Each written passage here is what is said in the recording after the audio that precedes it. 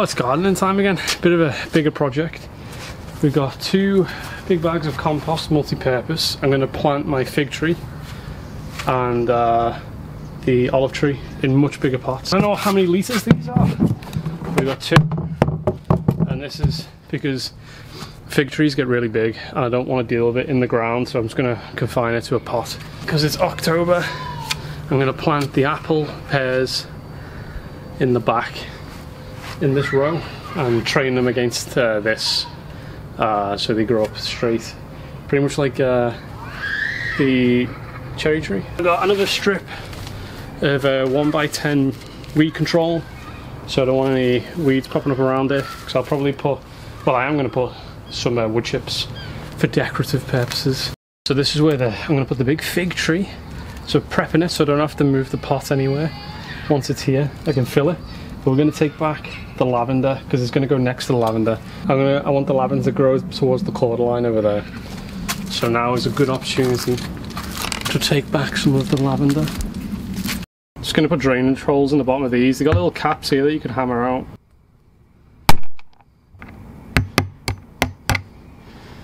Going to fill up with stone to help with drainage at the bottom.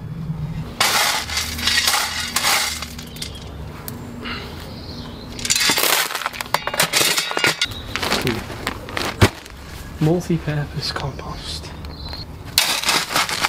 I'm going to have to replace the border stone. This is a big bag.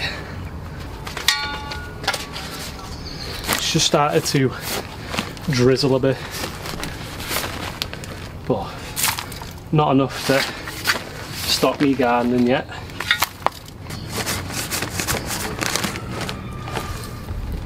Okay, that's probably enough to introduce our fig.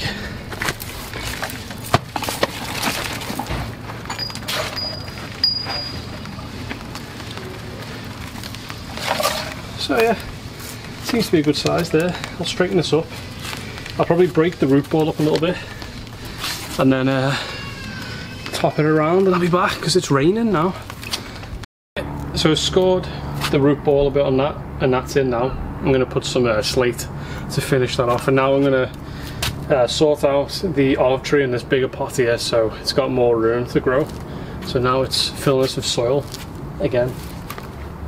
Something bit me good.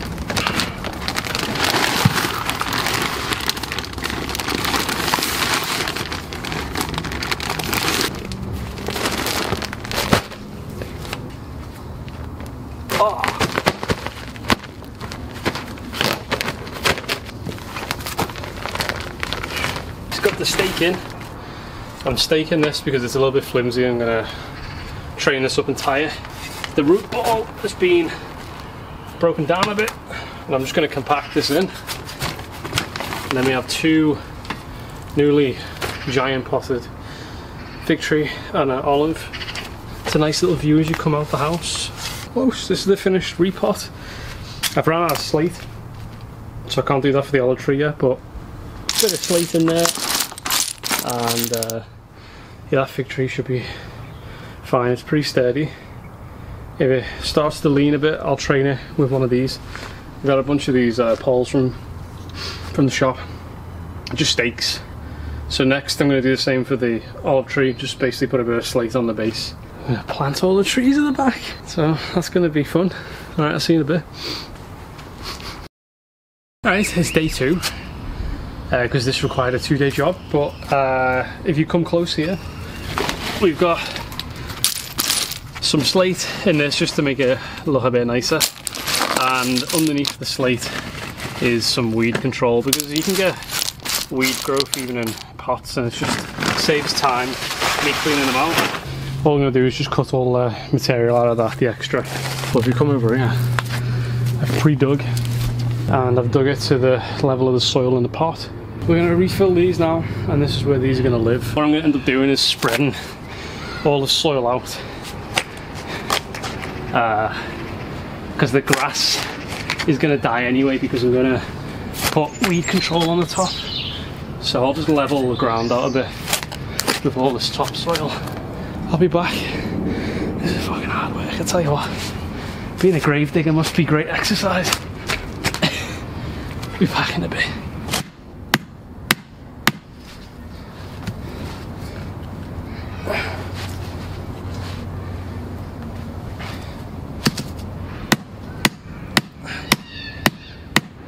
Yeah, the ripple is fine on that. This one probably needs a little bit more soil on the base, otherwise it'll be too deep. Try to level out as much of the soil as possible.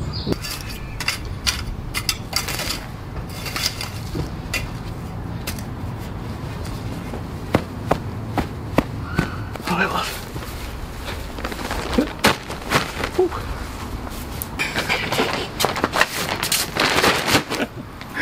That's heavy.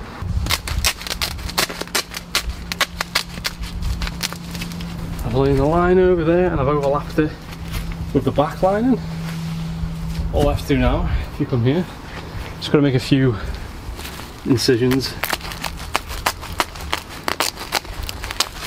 So we got a break around the plant at the base of the tree.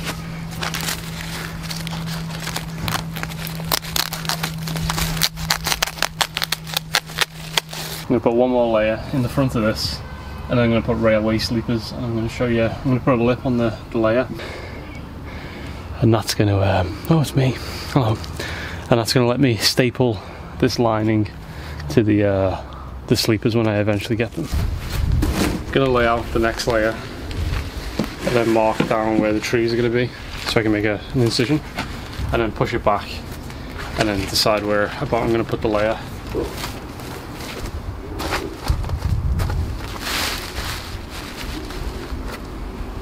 So what I'm going to do is just mark off where the trees are, make an incision, and then push it back basically. So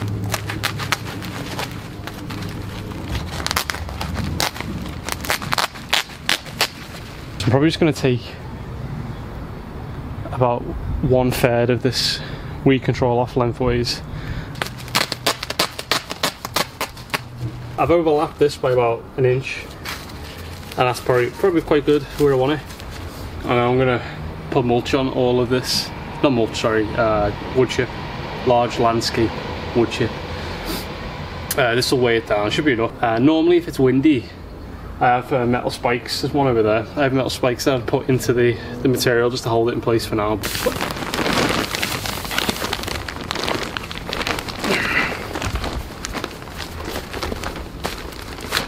Even if it's wet, you can still get splinters off these. I've had them a few times.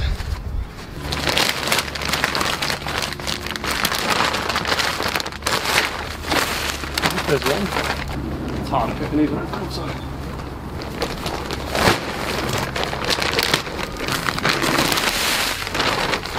Right, bag number 4.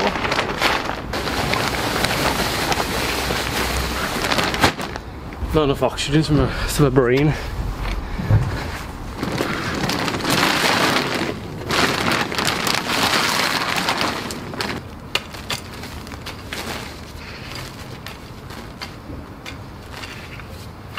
This is the good part.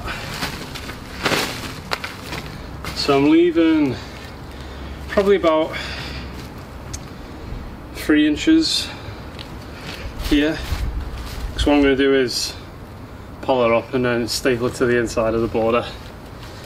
So I won't need too much mulch in those areas. It's all done. Come with me. It's all leveled out. Got the apple tree.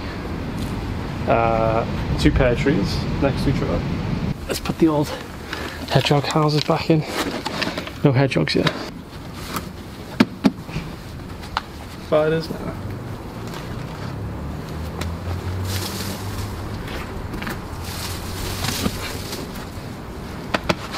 There we go. There's one over here I'm going to move. I mean, I don't know if they'd like it right at the back there, but I'll bring it a little bit more forward so they can see it if we do get any. Potted plants, the back's coming along nicely. In the next video I'll update you when I get the railway borders in. See you later.